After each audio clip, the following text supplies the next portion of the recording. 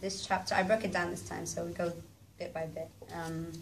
So chapter 12 is called In the Midst, and for those of you who missed out on last week, basically the whole journey, just really quickly, is about a character called Much Afraid, and she's from the Valley of Humiliation, and she belongs to the family of Fearings. And it's an allegorical kind of novel, which is basically taking big concepts and just putting them into characters, so things are a bit more tangible.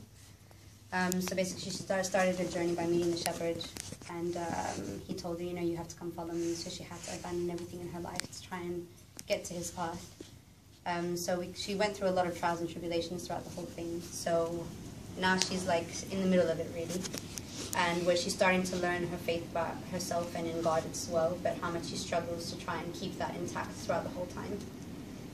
So now she comes to this place which is like in this massive mist, so everything's very grey and very dark. And she has these the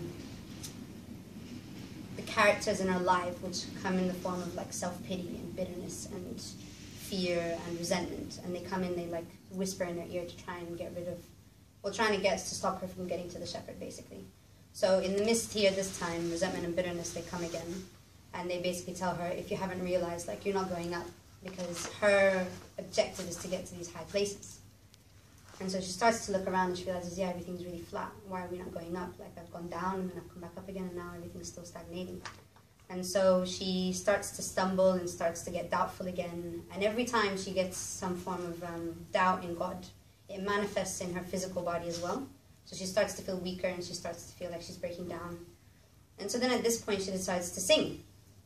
And as she sings, this is a song that her two companions on the journey, who are sorrow and suffering, they taught her a few songs. So every time she feels down, she decides to sing it. So she started to sing, and the shepherd comes in and he arrives to her, because he also said to her, at any point in time, if you want me to be around you or you need me, just call for me and I'll come to you.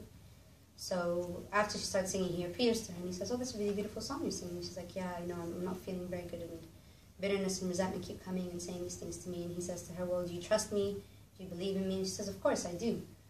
And at this stage in the book, it's when she actually even decides to start to have so much faith in him that she even says to him, you can deceive me if you like. I trust you entirely, that at a point, even if you lead me astray, I will believe in that and I will have faith in that enough that I won't question it anymore. So really you start to see the transformation in herself, that even if she accepts all the bad things in her life, that she's really following the path of God in the way that he's presented himself. The chapter after that is called The Valley of Loss. And again, her companions, sorrow and suffering, are taking her into this valley. And she also begins to doubt herself. But at this point, when she doubts, she thinks, if I turn back now, the world that I'm going to be living in is not a world that I want to withstand anymore, because it doesn't have shepherd in it. It doesn't have love. It doesn't have the kind of grounding in which everything has meaning and it makes sense. And so she decides that it's unbearable to live a life without God now. So she says, okay, I'm definitely going to continue. And this is definitely when she realizes as well that nothing really matters unless it's your faithfulness to God, basically. If you're faithful to him, everything will find its place and your path will just be sorted out, pretty much. So doubting it and being quite scared about the whole situation is a lack of faith in itself. But when you surrender yourself to God, it becomes a lot easier to be able to accept all the things that come in your way. After that, the chapter is called The Place of Anointing.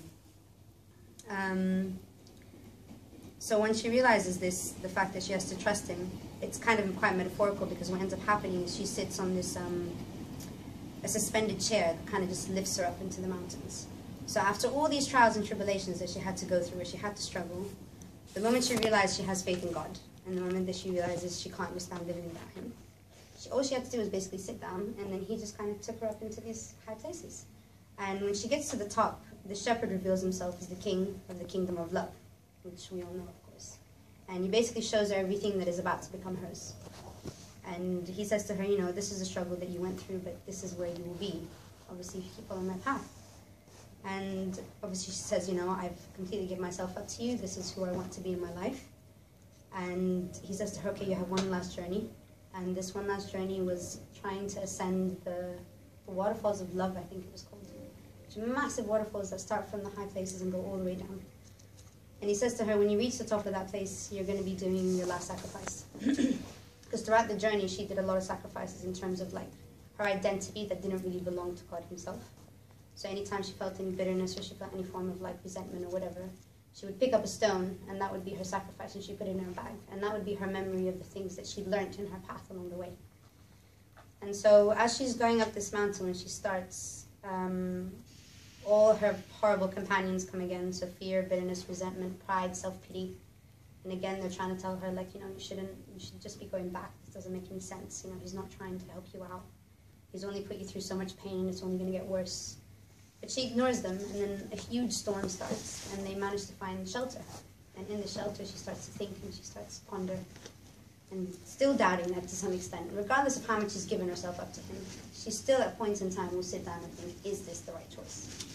And at that point, it's when she looked into her bag, and she looked at all the sacrifices that she'd made, all the little stones that she had, and she went through the process again, and again realized, okay, this is what I want. And so she kept going to the top after the storm subsided. And at this point is when the last sacrifice was herself. And there's a lot of different meanings I think I found online about this. And some people say it's like her actual death.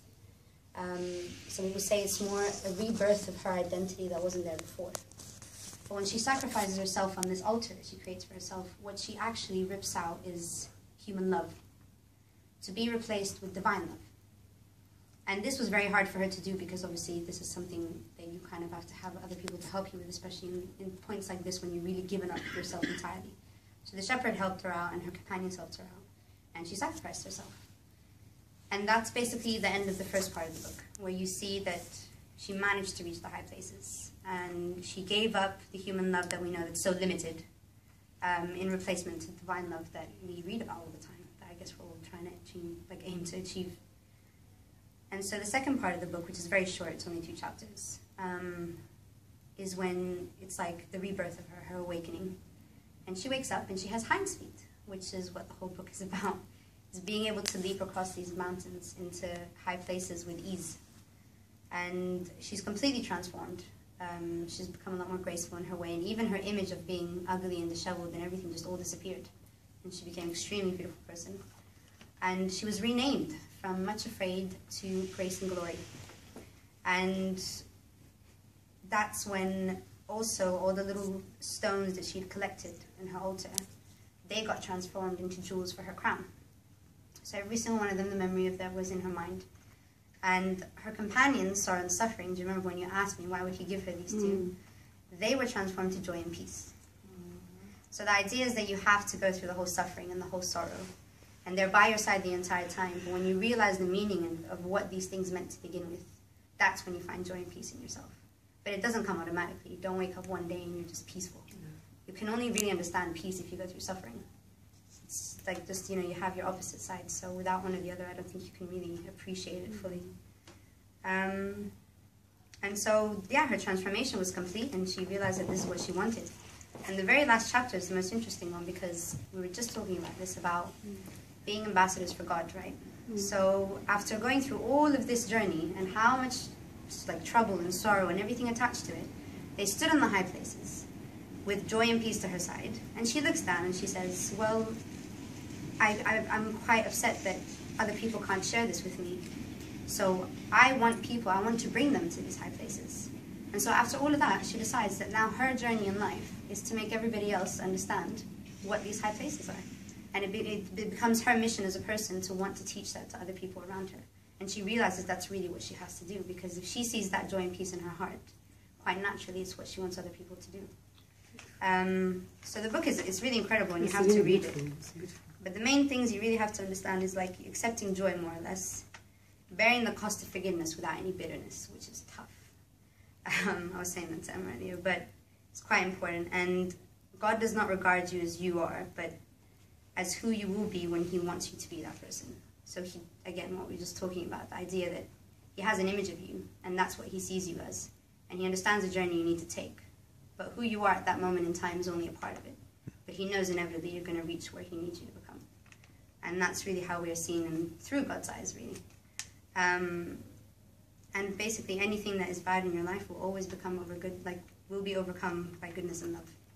If you treat people with kindness and with love, and they see that no matter what happens in life, I think that peace will always be inside you.